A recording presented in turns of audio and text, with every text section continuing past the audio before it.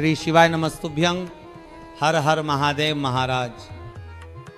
दोस्तों, आज हम बात करने जा रहे हैं उस व्रत की, उस पर्व की जो हमारे पूरे भारतवर्ष में माताओं की आत्मा से जुड़ा हुआ है, कार्तिक छठ पूजा 2025 की।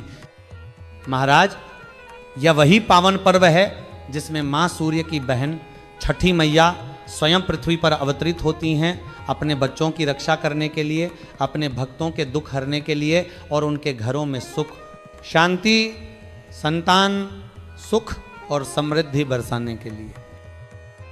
दोस्तों, हिंदी पंचांग के अनुसार कार्तिक मास के शुक्ल पक्ष की षष्ठी तिथि को यह व्रत मनाया जाता है। साल 2025 में छठ पूजा सोमवार 27 अक्टूबर को पड़ेगी। यह पर्व दीपावली के ठीक 6 दिन बाद आता है और इसकी शुरुआत नहाए खाए की परंपरा से होती है।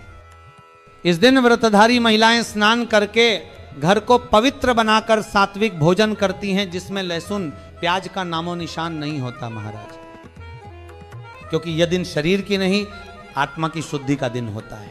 इसके अगले दिन से शुरू होता है उपवास।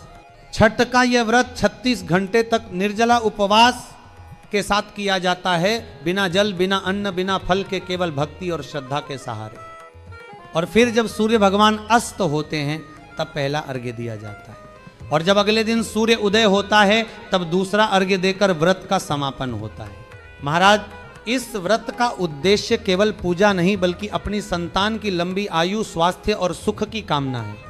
अगर किसी माता की संतान बार बार बीमार पड़ जाती है, सर्दी, खांसी, जुकाम से त्रस्त रहती है, अस्पतालों के चक्कर लगते हैं, तो उसे यह व्रत अवश्य करना चाहिए, क्योंकि छठी मैया स्वयं संतान की रक्षक हैं।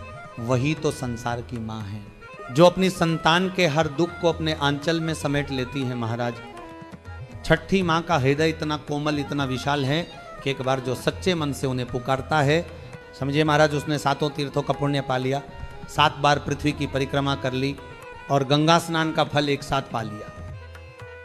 अब सुनिए महाराज, छठ पूजा के कुछ नियम और परंपराएं जिन्हें अगर आप नहीं जानते तो आज अवश्य जान लें, क्योंकि व्रत उतना ही सफल होता